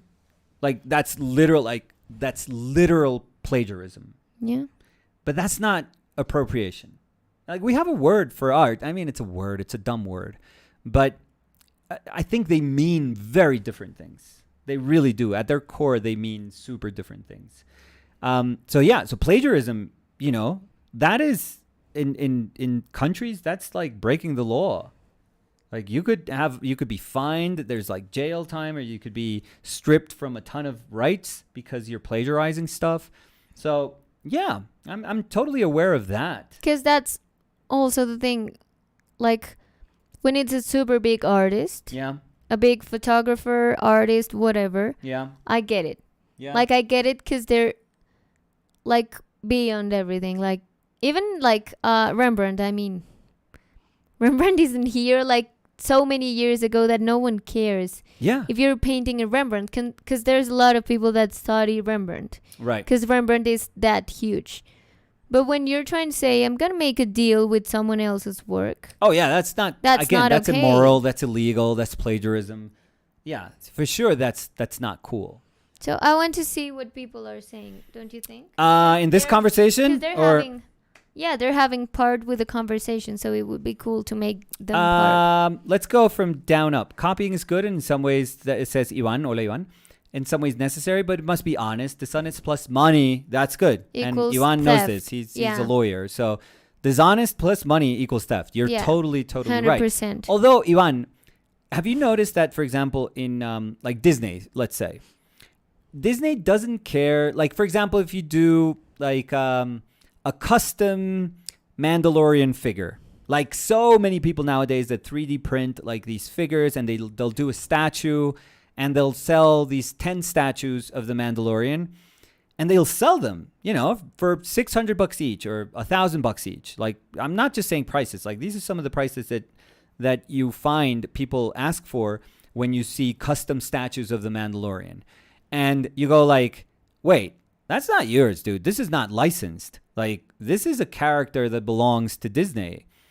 And if they wanted to stop you, they would have every right to stop you. So usually they'll never stop that because they know that that's in their benefit. Like, they know that And people also being because excited. it's smaller than them. Exactly. That's so, the thing. So, well, not smaller than them because everything is smaller than Disney. But Yeah, but that's the thing. I mean, if another huge company oh no, would never. steal Never. Mickey Mouse and make a Impossible. movie, Exactly. it's like, no, impossible. no, there would be trouble. But That's they are the thing. fine. They're fine with like saying, oh, let her do like these 20 sculptures and make, I don't know, $10,000 off of them, because they're fine. They're like, you're fine. Like, if they'll start to pay attention, if it gets to be bigger and bigger and bigger and bigger and bigger, like you said, it's like when they see, it's like, hey, there's money in there and we are not making money. Yeah. That's when they go like, wait a second, we got to stop this. Like, cease and desist. You got to stop that immediately. And you can say whatever, but I think that's fine. Yes, of course. Because it's like, we created this yeah. and we're not benefiting from it. Right. And that's not okay. Right. As you said, if you're going to do 20 things and I'm like a multimillionaire company, I wouldn't care. Exactly. But if it's an amount of money that would like affect me because it's like comparable with something I could sometimes get. they go for like little stuff. But But again, yeah, think I about understand. an you. artist. Think I about an understand you. artist. Again, if you're the artist that sees that some other artist is using your work and they're selling it to Oh Pokemon. no! Again, it's plagiarism. like, Plagiarism. Yeah. I did this and I got 0 cents for Yeah. it. No. And You have they're every getting right. $1 million. I think Nike or Adidas was one of their clients. Oh my God! Like, sue them and get money. Yeah, 100%. Like, that's of course. But again, I think that's plagiarism. I think that's absolutely plagiarism at its core. You're saying you're not trying to sell it as an authentic Rembrandt. No, you're not. But you're using an image. You're using that image. And I could tell you right now, if I did a hell of a copy and I didn't even mention that it was a copy, but it was a hell of a copy, and I printed it in my book, and the museum, the National Gallery saw that book and they're like, wait a minute, is this our painting? Yeah, because they have the rights. Is this our painting? Like, we're gonna that go after this reproduction. dude. And I could be like, no, dude, I did a hell of a copy. Like, I have it right here. It's my copy, and I'm printing my copy. Trust me, it wouldn't be that easy. That's why there's, I'm sure all of us have navigated these museum websites, and there's many times that you can't right-click an image. They'll tell you, no, dude, no, you can't download this image. Like, the rights of this is ours, and we're not going to let you. You have to come to the museum and buy a postcard, buy a poster, because that's what they want. Like, they're telling you, if you want to use this, or if you want to see this image, come to us. Write to us. You have to buy that right. Or come to the museum, pay for the fee, $25, and go look at the painting. And if you want to be reminded of that painting, sometimes museums all over the world, they won't let you take a picture. They're indirectly telling you, hey, we want you to buy a postcard. We want you to buy a poster. That's how we're going to make money. So sadly, the conversation is always about money. This is not, I wish it was about like the moral copyrights, but it is about money. It's 1,000%. It's what Richard Prince said, that he was never bothered when he was a smaller artist. But once he starts asking for $80,000 for the Instagram photos, that he just changes the comments. He kind of embeds himself in the comments, and he's always trying to say, what is the least that I have to do that is going to make this mine? That is going to make this now my own. He's not going for what's the most I can do. Like, he's not going safe. He's not saying like, oh, I guess if I just change the username and change this in the background or whatever, it's like, yeah, that's going to be enough changes. I'm safe. I'm good with that. He's always like, what's the little bit that I can change? Is this enough? Is this enough? And I think that's amazing. I find that just amazing. Incredibly, incredibly amazing. But there are painters who reproduce the art of other painters without giving them any kind of credit. And I'm not talking about photographs, but about paintings. Oh, yeah. There's they continued. Aura is saying this. Many times plagiarism hides behind the term appropriation. That's also true. For me, recognizing the source is the least that can be done and the main thing that makes a difference. Yes. I don't know when that should stop. So do you think like my paintings should be like self-portrait with Mike Mignola, copyright Hellboy, and Rembrandt, copyright because national? Yours is an interpretation of it. It doesn't matter. Again, that word, it's just a word. When you say interpretation, what does that mean? Like that I'm changing what? How much of it? You're seeing it and it's not like a Rembrandt. But see, this is the problem. Like legally, you're just using words like it's not. How do you know? How do you know? See, it's very difficult. And that's what a judge has to assess every single time that they, one of these lawsuits come up and say, is it different enough? What does that mean? What does that mean, different enough? Because giving somebody's credit is also opening the door for like, hey, dude, you got paid for that? I want some money. Hey, you used some of this? I want some money. That would open up the floodgates for everyone asking like money for anything that you use. So, or anything that you or that at least me, again, as an illustrator, I was brought up as an illustrator with, and I've often spoken about this, with cabinets chock full of photographs. There was a photograph collection at the public library in New York. There was a photograph collection at my school's library, at SVA's library. And the reason you were using that was because you could, I need a 1940s car. So you go and look at 1940s cars and you're like, yeah, that's the one I need. And you copied that. You copied the hell out of those things as an illustrator. There are moments where you're like, I have to copy this. Like I have to, when the time needs to do the, this was tradition, but the person of the year, those comes from photographs. Like, how do you, like Bert Silverman would paint those. There's a bunch of painters that would paint those covers, those super important covers. Where do you think that comes from? It's from photographs. Sebastian Kruger, the caricaturist, his work comes from other people's photographs. I mean, you could find almost every single photograph that he was worked from that eventually he did the caricature from. And you could say, well, it's a caricature. It's a caricature. That's like super easy answer because there's so many changes in that caricature. That's the whole nature of caricatures, to change things. So that's how you should use it. Like that's a super clear way to use something. But the underlying truth is they're based off of other people's work. And you'll never see a Sebastian Kruger painting saying, this is based on photograph. This is based on this guy's photograph, this woman's photograph, their photograph. Never. And I don't know. I think that, I think that we should feel, we can all feel very differently about this. The underlying core of my belief is that art needs to be free, absolutely free of like chains, of anything that stops it. Again, because it is free, we're going to see so many stupid stuff. We're going to see people like taking those liberties and doing horrendous stuff with them.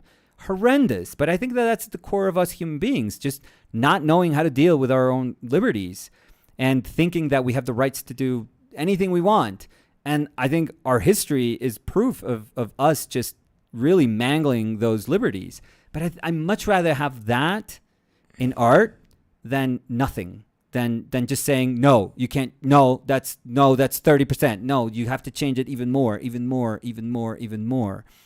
Because when that happens, then you're just afraid of understanding how to build from other people's work. And it is fine. And I think that that's fine, because art history, it is building upon like the nature of what we do has been constructed for centuries as something that builds upon somebody else's work. Nobody is born in a vacuum. Nobody. Even like Picasso, that we think that is this free mind. Look at all the African masks that he copied to do some of his more abstract drawings. Like, it came from somewhere. It always comes from somewhere. We're not born from nothing. And sure, understanding how to use that information, it's very, very important. But I'd much rather feel like I can use it rather than I'm going to be punished for using it. And that I should be just painting something that's entirely my own. Starting out thinking that everything that like you should start with something entirely your own. I'm sure that there's extraordinary people out there that can do that. But I feel that we all have to start from somewhere. I copied comic books all the time. When I was younger, when I was little, constantly copied comic books. So yeah, I do think it's a matter of like, there are legal instances where sure, it's plagiarism. 100%. But I do think there's other instances where you go like, come on, is that the fight that we're going to fight? Like, is that really where we want to make a stand? I think it's tough. I think it's very, very tough. So I don't know. To me, this is a super cool debate. It's a really cool conversation, but we could be here for like 100 hours. So anyways, I just wanted to. No, but I like listening to. Yeah, small intro into this because, yeah, there's images here that, you could make the same argument as the one that I did. There's that Norman Rockwell, that's a photo. Somebody took of Rockwell, for sure. So, but I just made it yellow. Is that enough? Because if it is enough, then yeah, sure. Jimmy's painting. Yeah, it's color. That was a black and white photo. And I made it, I don't know, I made it kind of wonkier, and I made an exercise of a Zorn palette through that photograph. Is that enough? Like, who determines if that's enough? Like, Vox Populi? Like, people? Like, how many people? 100 people? 1,000 people? So if it's not about people, it's judges. Are we going to put all of the, all that weight into one person determining, like, yeah, that's different enough? What if we don't agree with their assessment?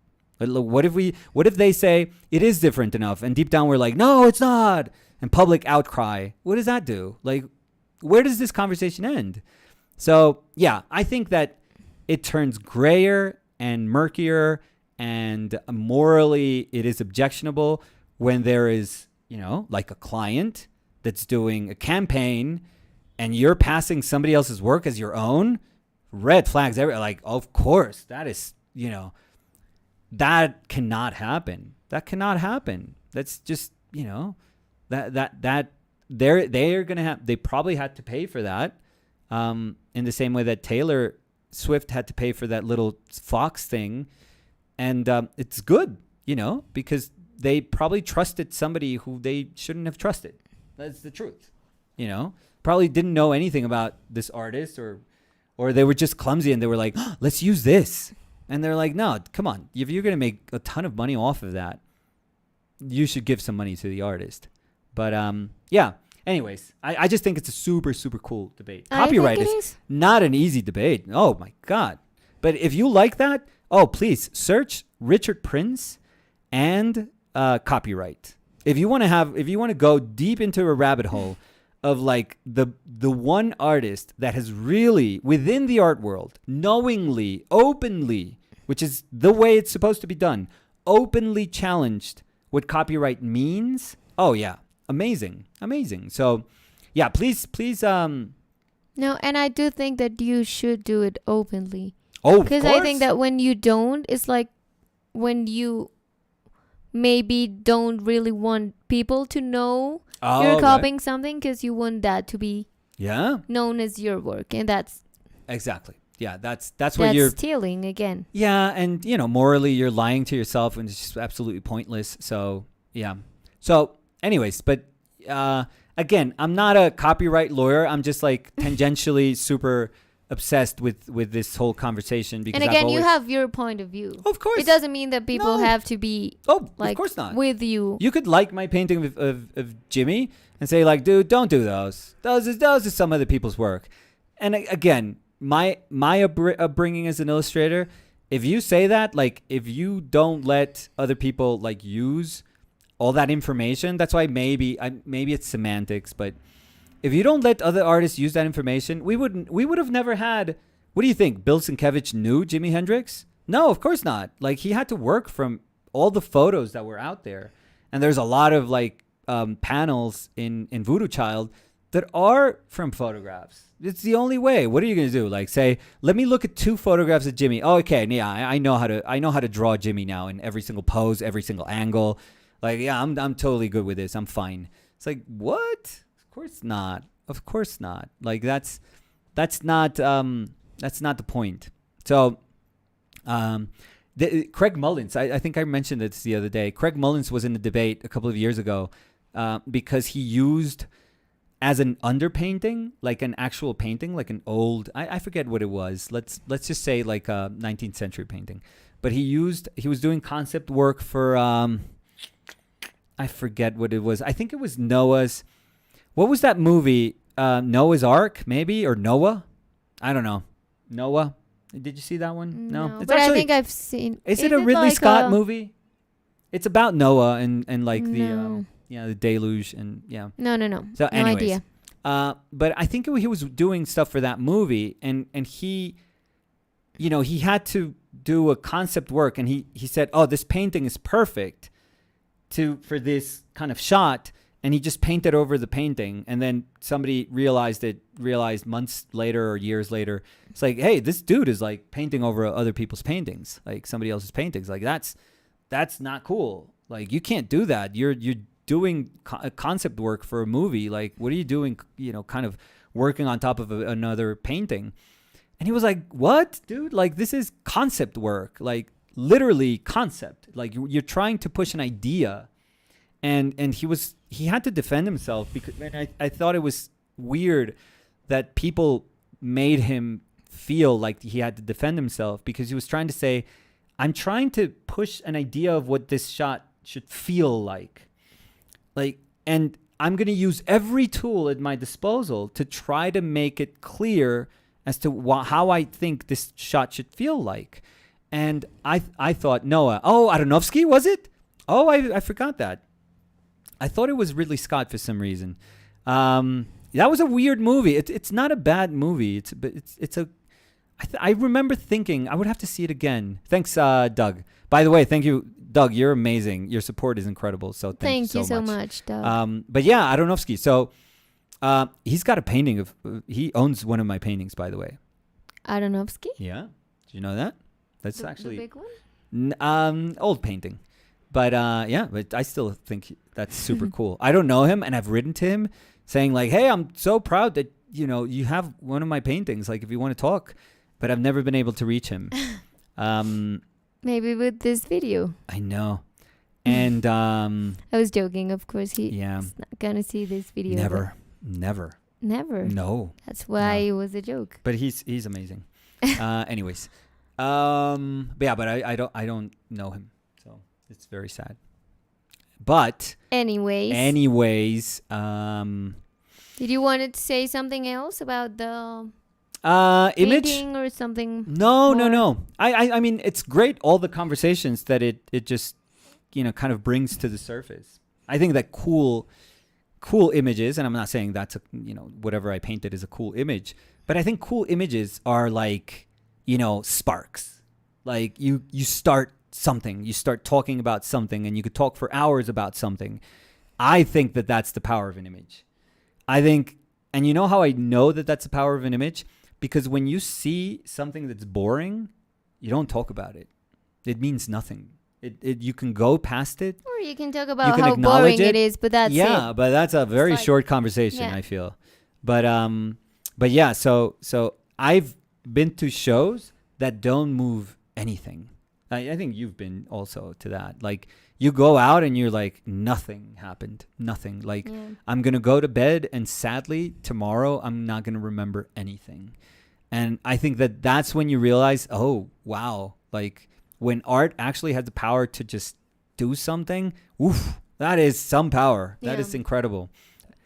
Again, not saying that this is what's happening with my own painting, but, you know, it's a springboard for us to have a conversation. But at least it did that for us. Oh, yeah. So. Yeah. In these, it doesn't have to be like in a super big scale, like everyone's talking about. Like a TED Talk. Yeah. No, I really don't do that. No, but come on. I really some like TED Talks. Are like, no, stop. I really like them. Some, but it's like, stop.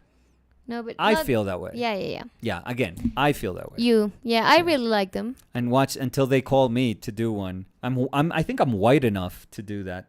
That's a joke. That's a joke that everyone knows. Like, TED Talks are like white people talking. So, but yeah, I don't like them now. It's just, or for years. There's at the beginning, super interesting stuff. Super, super interesting. I know we're disagreeing on this, but I think nowadays it's like, oh my God, not everything is like a TED Talk. Like, come on. Anyways, that was my hot take on my very hot take on 10-year-old TED Talks. Anyways, Ridley Scott did do Exodus with Christian Bale. Maybe I was having those two kind of it was a short circuit in my brain. Thank you, Doug, for that clarification. But anyways, I think that's going to be it. Anyone want to ask something as a final question? Maybe. But remember, we have a kind of a delay. Yeah, so we have to wait like 20 seconds. How have you been? 20? Good? Yeah. Yeah. Okay. I don't know what you else look very to nice say. today. I love your vest. Thank you. I like it very, very much. Thank you. Yeah. It looks very, very homey. Very, it's very nice. It's very, very nice. Thank you. But you always look beautiful. Thank you. Yeah. So, do we give him You 5 do more too. seconds? Oh, thank you. You do. I don't have a vest, but, you know. You don't need it. No, I think I had vests when I was little. My mother used to dress me up as if it was like, I think I'd put that in my family's WhatsApp group. Like, But that happens a lot. my mother used to dress me like As a every day sailor? was Sunday Mass. Every day. Every single day. I was unnecessarily like, formal attire every day. Looked like an idiot. So yeah, I don't think I've had vests since I've been 10. 10? That's super 10, old. 11. Oh, yeah, you looked like an idiot. Imagine no, like not this. an idiot. Oh, I'm sure. Well, like dorkish. Dorkish. No, yeah. cute. I think it's cute. No, it wasn't cute. At that time, it just, everyone had like sneakers, T-shirts. I show up with like my Fila vest. Filas are cool. Well, that's fine, but no, I mean, I'm kidding, by the way. No, it was just like a V vest, like sewn vest. That's fine. Oh my God, maybe not. Yeah, I know. Oh, yeah, because that happened. Because Jose. Jose Fails is saying homie is too close to homely. Who? Which would mean quite the opposite. People that are in charge of words, don't do that. Honestly, Jose Fails, homely, does have that negative connotation in American English. UK, it does mean, it could be a synonym for homie. By the way, we learned this in a stream. Nicholas, in a stream. Nope. We learned this when we visited my brother. And Cynthia was the one that corrected us. Yeah, Cynthia corrected me because I used to use homely. I thought it was in a stream. No, Cynthia corrected me. Because her vocabulary is amazing. She's an amazing writer. And you were like homely, and she was like, yeah, that's not it. I don't know if you know what she you're was like, trying no, to say. you mean homie. And I'm like, well, I mean both. And she's like, yeah, they're not the same. And I'm like, what? So, no. Yeah, I People remember. in charge of words, stupid. Anyways. Why are you so mad today? I don't like that. What? I'm not mad. No, stupid. I hate everything. What? Hate everything? Yeah, you said that with What? TED Talks. Oh, I don't like. I very much so dislike TED Talks nowadays. I think it was a very nice thing, and it's the same thing as everything. It's like things should be 2 seasons long, and they make it 10 seasons long. It's like, no. Some things are beautiful. You know what? We knew it. Our Painted Lives was amazing when we were doing our videos. We couldn't do more than 2 years. Why go past? No, we are doing it, but we're shifting it. Okay, Our Painted Lives season 1 and 2, amazing, incredible. Could you imagine how much we would have like disliked it if we were like constantly working on this? Like we would have been exhausted, probably mad at each other, like looking at the video saying mad like, at each well, other. no, but we would have been. I would have never exactly like super stressed about the work that we were doing. Why ruin something that can be beautiful? Make it 2 seasons. First season of Heroes, the TV show. Oh my God, perfect, perfection, absolute perfection. Second season, third season, good night. You know, don't push it. Just make it. Some things are beautiful. Make it 2 seasons. You don't have to make money all the time. Just doing stuff like constantly. Anyways, again. Because you have said anyways like 10 times. I So know. anyways. So, Johan Buitrago says, hello, Nicolas and Daniela. Do you like Roberto Ferri's hello, art? Nicolas. I do. I mean, I do like, Daniela. In my brain, it almost feels like Roberto Ferri feels, I hope this isn't bad, but like Frazetta, the same place that I hold like Boris Vallejo or Frazetta. I don't know. It looks like fantasy illustration to me. It feels like it's trying to evoke like baroqueness or like the super, kind of sensitive naturalist. And I'm sure like somebody could say, oh my God, Frazetta, why would you say that? Like Roberto Ferri's a far better painter. Sure, but I don't know. It just falls into the same, like Richard Corbin or something like that. In my brain, it kind of falls into the same category. I'm very judgy today. Iván dice, creo que la única manera en que Dani se molesta es si le falta comida, en especial dulce. Sí, pero yo creo que yo no me molesto fácilmente. No. Pues además yo entiendo que tú puedes tener puntos de vista distintos a los míos y eso todo el tiempo. No tiene por qué como molestarme porque no estoy ni tratando de cambiar la manera en la que tú piensas ni tú cambiar en la que yo pienso. O sea, yo te escucho respetuosamente y respetuosamente puedo o estar de acuerdo o no estar, exacto, o estar en desacuerdo con cosas tuyas y está perfecto. A menudo pasa, Dani, es como, no un filtro mío, pero es una manera como yo muchas veces juzgo, pues desafortunadamente a posteriori, lo que ya dije, entonces ya qué, pero hay veces me dice, oye, sonaste, o sea, dijiste tal cosa, no en esto, o sea, pero de pronto se me sale algún comentario estúpido y... Pero siempre te lo digo desde el cariño, no es como, oye, no digas, sino como... No, y nunca es como, oye, ¿qué dijiste? No, pero a veces es como, oye, creo que dijiste esto y yo sé porque te conozco que estabas tratando de hablar de esto. O un chiste malo. Pero de pronto no son... O hay veces no le des buena intención, hay veces hago un chiste estúpido y se me salen todavía y bueno. Sí, pero... lo que pasa es que yo creo que yo tengo un filtro como de nacimiento muy grande, o sea, como que yo creo que yo soy de esas personas que prefieren no decir nada a decir algo que no es. Y no estoy diciendo siempre todo lo correcto, no, obviamente yo también digo muchas barbaridades, pero como que siempre pienso mucho las cosas que voy a decir y tengo un filtro muy grande y mi silencio a veces es como respuesta a conversaciones, como que yo no siempre tengo que responder con hablar y con decir y con enfrentar, sino puedo escuchar así esté en desacuerdo. Y yo soy un poquito opuesto porque yo tengo que oírme decir las cosas para decir, uy, dije algo estúpido. Pero la manera como aprendo acerca de mí es hablando. O sea, yo aprendí hace muchos años como yo pensaba que yo era, pues no, pues yo decía, uy, todo el tiempo toca ser chistoso y todo el tiempo toca ser como montador y canzón y aprendí que no todo el tiempo toca hacer eso. Porque algunas veces, pues sí, uno es chistoso y otras veces es como, oiga, eso es irrespetuoso y hay otras veces donde, oiga, se pasó. Y entonces yo tuve muchos se pasó en mi vida y no es chévere. O sea, saber salir de una conversación pensando, me pasé, no es chévere. Entonces tuve muchas de esas que fueron como las que me enseñaron a que no, a uno no le dan como una medalla por ser irreverente. O uno cuando joven piensa que ser irreverente es ser súper inteligente. Como que uno equipara esas dos cosas. Y no, ya estoy más viejo, entonces ya aprendí más. Pero no quiere decir que no la embarre, o sea, mil veces, Sí, que sí, mil sigues veces la cago. Entonces, Danny has a high IQ. Oh yeah, for sure. Yeah, she's the brains, and I am the past brawn. What's past brawn? Well, brains and brawn is like you're the brains, It's and not like- I'm the brains and you're the beauty. Look at that. Look at my left arm. My God. It's disappearing. Every day it's disappearing. All of the meat that I had in my arms is going to my torso. Danny has a high EQ. I think you're saying IQ. Yeah. We got it. But in Jose Spanish, fails. No, IQ, EQ, EQ, no, IQ. También, sí. yeah. Well, we don't use that in Spanish. Oh, Jair said emotional quotient. Oh, is that? Oh, what? Is that something that exists? I'd read it as IQ, like the intelligent one.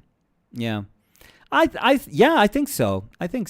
I mean, we're both not perfect. Danny's amazing in many ways. I think she's mature beyond her years. Doesn't mean anything. Like she at 2 she was 12. You know, she is that person. There are people like that in the world, and she is that person, and that's the only reason why we are together. We've often said this, like if I would have been Danny's age when we met, and if that would have been my age, like if I could just be replaced by Nicolas from years ago. Yeah, like if and you I had met my her, same age. yeah, Danny would have given me 5 minutes of her time at most, and then forgot about me forever. But that's why we met in the We moment met when we had to meet. We Yeah. met when we had to meet. Like the universe works in weird ways, and in amazing ways. and yeah, amazing ways. So, anyways, she has both of those, and she's an Aries. So What does that I even have mean? I'm throwing everything yeah, but out I'm there. an Emotional Aries, but I don't know quotient, what that. Aries, Saturn, Christian. I don't know what I'm saying. What? Creciente. I don't even know. Anyways, that's So my you fifth. were gonna Anyways, say crescendo, and I was like, what are you talking crescendo. about? Anyways, I don't know Spanish, so I'm just throwing como in there. Como Perfect emotion- word. Como is 'Cause, like yeah. like. And it was good Like- because Jose said como emotional intelligence. Yeah, Perfect. that's a good Spanish. Perfect use of como. Como is literally like. So, You could be Valley Girl. and with it's your also comos. eating. Oh yeah. So Yo como banano. It's not like Como I coco. like banana, but like I eat banana. okay, So there we it's go. That was. banana. Let's end it on that completely, arbitrary That's a proof sentence. of my IQ. I'm So not gonna say anything. Again, I'm you joking. taught me. If you don't have anything to say. So this is gonna be the end of the video. This was super cool today. Hope you guys enjoyed today's painting. So now Danny, in a week, she's gonna do her answer, whatever that is. Let's remember. This is just a reminder for everyone. She doesn't have to sculpt. She can do anything she wants. So no pressure. Anything. she well, wants. all the pressure. Different sort of pressure, I feel. I mean, if you felt pressure with Yeah. the artist, I'm like in the floor. I can't stand up with the pressure of the visual correspondence, but I'm happy to But do that's that. our thing. At some point, people are going to be like, okay, we get it. You're both pressured every Monday. yeah, Fine. Stop talking about it. yeah, And that's it's like, true. okay. Yeah. But that's how we do. I want to, I think my mom had a comment way up here. Yeah. She was talking how when she was etching down there, the purple username. Yeah. Okay, Olga Maria Benirhoff, which is my mother, which is the most amazing artist I've ever met. She's the reason I do anything. I mean, I'm saying Batman, but the real reason, the life reason, like emotionally, and creatively, yeah, sure, Batman. But my mother is the reason that I do anything I do. In our last book, I said everything that's good about me comes from her, and I totally believe that. Every single thing that's good about me is my mother's. So yeah, so she's incredible. My experience, she said, was very hard with my etchings. My artist friend, without my permission, made copies of my etchings and sold them. Yeah, I know. But just to contextualize, Again, and this is that's not stealing. my story to tell, my mother was super, super generous, and she shared her workshop with people that didn't have money to eat at times. So, again, not my story to tell, but they stole from her, much more than just her etchings. They stole from her. And, it's one of those sad reminders that artists, we can all love etching, we can love painting, but in life, many times we're not, in the same place. We're not, life has been tougher for a lot of people, way tougher than anything that's been tough in our lives. And my mother had at that moment, but she's never had anything but the most, incredible and open heart. And she always tried to help other artists, and they took advantage of her. Sadly, they took advantage of her. So yeah, it's a very, very sad thing. Again, I think that they should have never done that, but these were people that were in a far greater need, and yeah, it's a sad thing. But again, that's not my story to tell. That's my mom's story. So yeah. So you can press the arrow. Oh, the little arrow. There we go. Yeah. Yeah. So that's gonna be it. We're gonna see you guys tomorrow. Alejandro Morales dice, yo le tiro complementos a Nicolás si nunca los leen. Ay, Ok. Alejandro. Hoy es la última vez. No, Alejandro, Busquemos no. uno. A ver, te lo pasaste, es que no, la imagen. Alejandro. Yes, agree with Nicolás. Look, huge Alejandro. You can do this. Command F and Alejandro. Oh my God. Okay, so go through them. So Alejandro said, no, you can do it with a click. Oh, you could just use the arrows. No, let me. So, Alejandro. Wow, Nicholas, this painting is amazing. Thank you, Alejandro. You're very kind. Dankeschön. Alejandro. And of course, gorgeous painting is obvious. You were inspired by that painting 1,000%. That is, again. You okay? Yeah, I'm dying here. I'm way too much saliva. So, sorry. That is, I think, the most amazing painting ever in the history of painting. So, the dog. So, in this case, you are covered and protected by these geniuses' shadows.